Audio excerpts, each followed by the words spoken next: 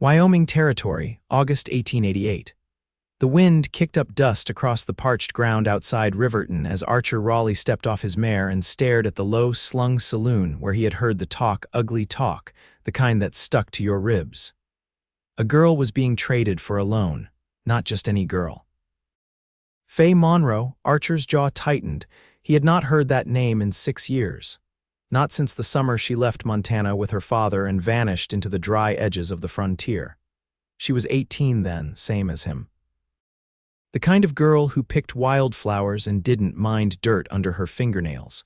He remembered her laugh in the high grass, the way she used to tug his hat down over his eyes just to see him grin. And now word was, her father had racked up a debt he could not pay. And instead of silver or land, the old man offered his daughter. Archer pushed open the saloon doors. The place reeked of sweat and stale whiskey. Inside, a few men played cards, their glances sharp. At the back, behind a narrow bar, stood Clyde Monroe, older, thinner, but those eyes still held the same empty greed. "Where is she?" Archer asked. Clyde blinked. "Who?" Faye, a cough behind him. Archer turned. A man in a gray coat leaned against the wall, arms crossed, boots polished like he thought he was important. "She's not yours, Cowboy." Archer stepped close. "No, but she sure as hell ain't yours either." The man's jaw twitched. "Loan's legal, 30 head of cattle. I take her to Laramie tonight. You're selling her like a damn mule." Clyde waved a hand. "It ain't like that, she'll be looked after." Archer pulled a leather pouch from his coat. "How much?" The man in gray narrowed his eyes. Whatever the loan is, I pay it right now." "In full?" Clyde's eyes lit up. "It was 30 head, $200, the man in gray said sharply, not taking his eyes off Archer. Archer dropped the pouch on the bar. "Count it." Clyde opened the bag, his hands shook. "It's all here." Archer looked straight at the man in the gray coat. "You walk away, now." The man clenched his jaw, then spat on the floor. "She ain't worth it." Archer's voice was calm. "She is to me." The man left. Archer turned to Clyde. "Where is she?" "Upstairs, second room on the left." Archer took the steps 2 at a time. The door creaked open slow. She sat on the bed, hands folded in her lap, dark hair falling around her shoulders. The light from the window caught the curve of her cheek. Her dress was simple, worn at the hem. Her eyes lifted. She froze. "Archer," he nodded once. "It's me." She stood. "What are you doing here?" I heard. Her lips trembled. "You should not have come all this way for me." "I did not come all this way for your father. I came for you." He stepped closer, his voice softer. "You all right?" She nodded, but her throat moved like she was holding back something. "You paid?" "Yes." Her hand gripped the bedpost. "Why?" He shrugged, eyes never leaving hers. "All I asked for was a smile." Her lips parted. Then a breath of laughter escaped her, quiet, shaking, beautiful. She stepped forward and looked up at him, eyes shining. "I thought I was never going to see you again." "You almost didn't." He reached for her hand, warm and small in his. "Come on, let's get you out of here." They left before the sun sank too low. Her things fit in one saddlebag. She rode behind him, arms wrapped around his waist, her cheek against his back. He did not ask where she wanted to go. He just rode toward the hills, toward the only place he knew she would be safe, his ranch. It was not much. Just a quiet stretch of land near the Wind River, a corral, a barn that needed patching, and a cabin with a stone hearth. But the porch faced west, and the evenings were golden. He helped her down from the horse. "You can stay here as long as you want." She looked up at the little cabin, then back at him. "What if I want to stay forever?" Archer's breath caught. "Then it is yours." Inside, she moved like she was remembering how to breathe again. She touched the table, the windowsill, the kettle. He watched her quietly, heart thudding against his ribs. That night they sat by the fire. She pulled her knees to her chest, wearing one of his old shirts. He poured them each a cup of coffee. She sipped, then set hers down. "My father used to talk about you," she said. Archer raised a brow. She smiled faintly. "Said you were too quiet, said you would never amount to much." He was wrong. Archer leaned back in his chair. "You do not owe him anything, Faye." She stared into the flames. "He let them take everything." "Even me?" "Not anymore." He reached across, laid a hand over hers. "You are safe now." She looked at their hands, then up at him. "I never forgot you." His voice was low. "I never stopped waiting." He thought she might cry, but she just leaned forward, resting her forehead against his. You saved me. No, he whispered. I just came to remind you who you are. They stayed like that for a long time, no words, just the fire, the quiet, and the weight of everything they had both carried, and the beginning of something that felt like home. Outside, the wind softened. The night settled around them, and for the first time in years, Faye Monroe slept without fear. The next morning, light filtered pale and quiet through the cabin window. Archer was already outside, splitting firewood beneath the cottonwoods. He kept his rhythm steady, letting the weight of the axe carry through his shoulders. His shirt clung to his back with sweat, but he didn't stop. Each crack of the blade into the log steadied something inside him. Faye stood near the door, watching. She didn't speak. The sun caught in her hair, and she folded her arms loosely over her chest, eyes tracing the space around her like she was learning its edges. Your axe is dull, she said at last. He paused and looked back at her. You know tools. My mother kept a forge before she passed. Shoeing, plow, repair, wagon wheels. I helped her more than Pa ever did. Archer rested the axe against a stump. There's a grindstone in the shed. You want to take it on? Faye stepped toward him, brushing her skirts back from her boots. I don't need to be handled like glass. He nodded once. I didn't figure you did. They didn't say anything more. She found the whetstone herself, and he watched only long enough to see she knew what she was doing before carrying a fresh armload of wood toward the cabin. Later, he hitched the wagon and checked the harnesses while she stood beside the fence, watching a hawk circle overhead. She didn't ask where they were going until the horses were already moving. Into town, he said. Need to see about feed and hinges. You'll want to pick up what you need. I've got nothing to trade. He kept his eyes on the road. You don't need to. She didn't argue, but her shoulders stiffened like she'd swallowed something bitter. Riverton didn't look much in daylight, just a string of buildings huddled against the wind. Archer led the team down the muddy main street, past the blacksmith's and the telegraph office. Faye climbed down without help and headed toward the dry goods store, skirts catching in the dust. Inside, she moved quiet as shadow, but Archer saw her pause at the sewing thread, fingers brushing over the spools without picking one. She didn't ask for anything. Didn't linger either. He paid the shopkeeper for coffee, flour, and a tin of biscuits.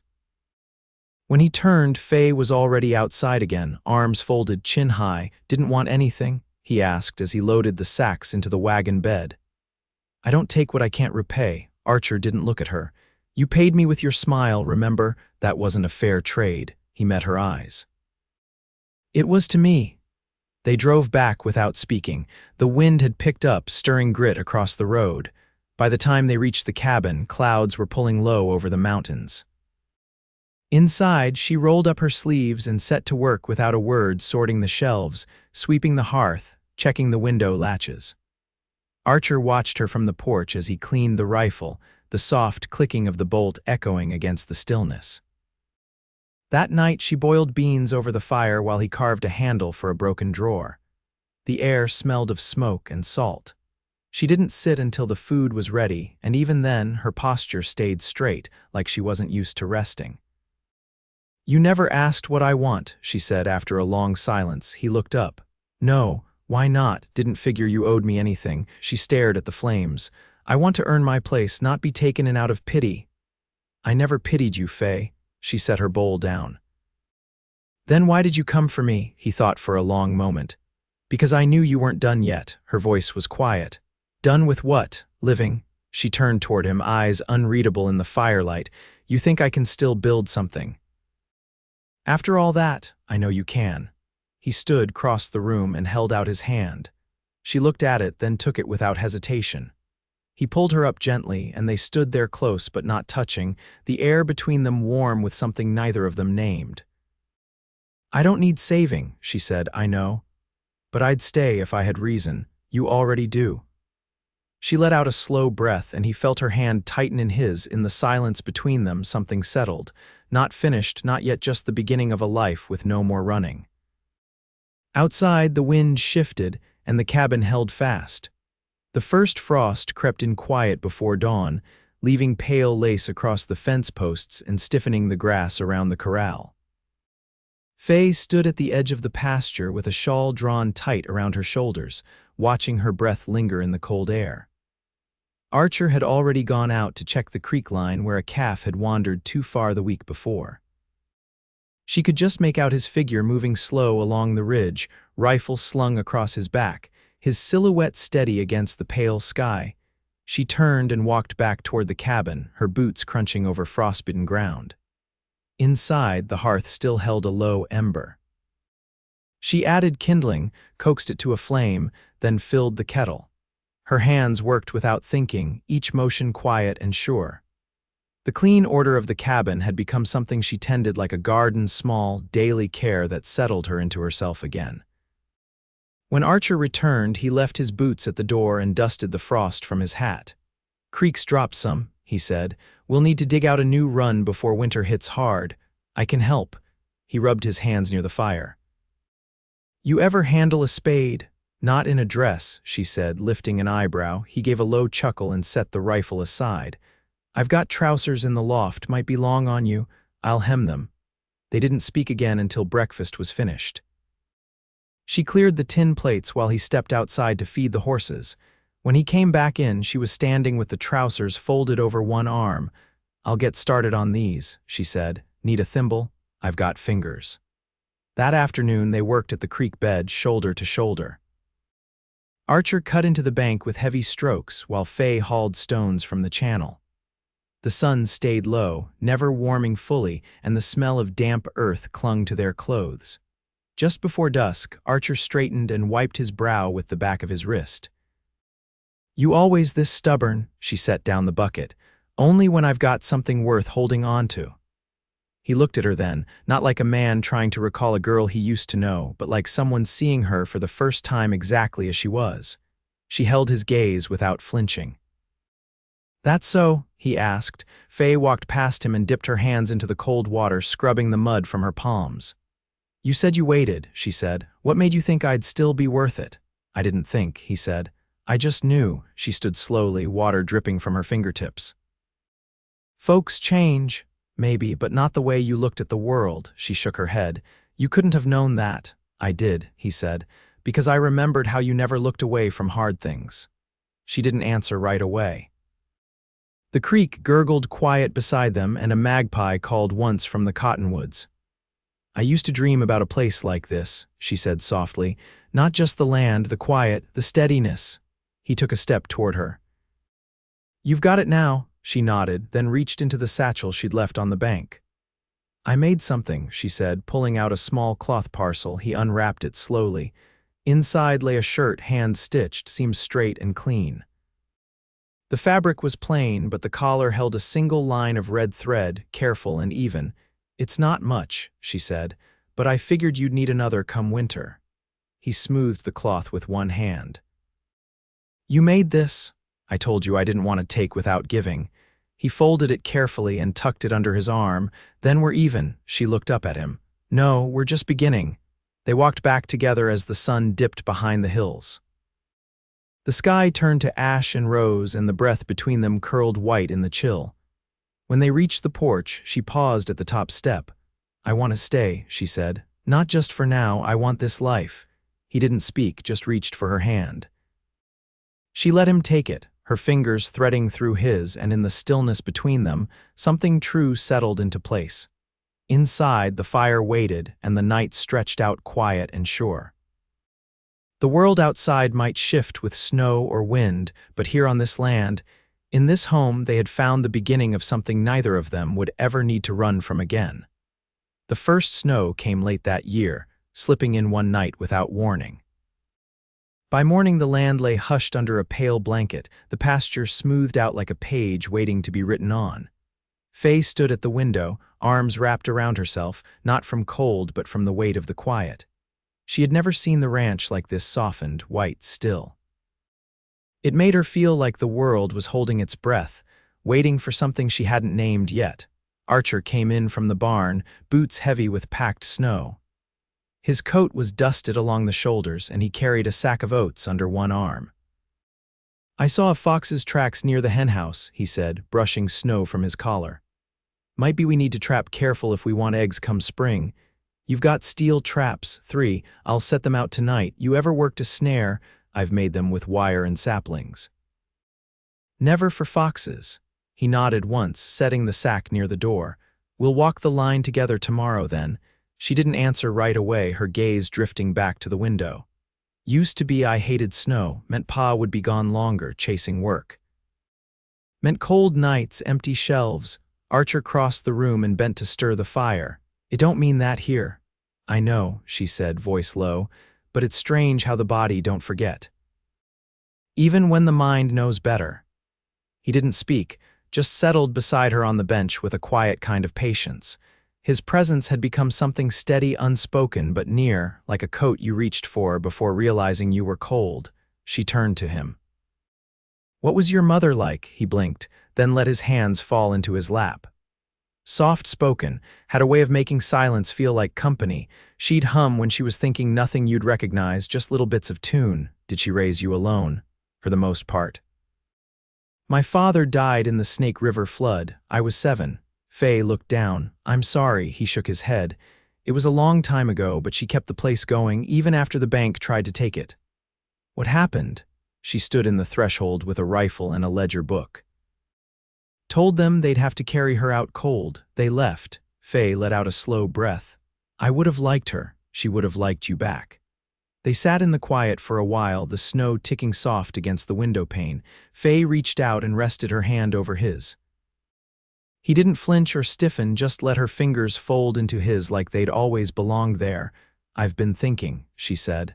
"About the shed." "What about it?" "There's still a forge frame under the tarp. I could clean it out, get it working again. Might take a few weeks, but I could shape nails, fix tools, maybe even trade with the cattlemen when they come through." He looked at her, eyes steady.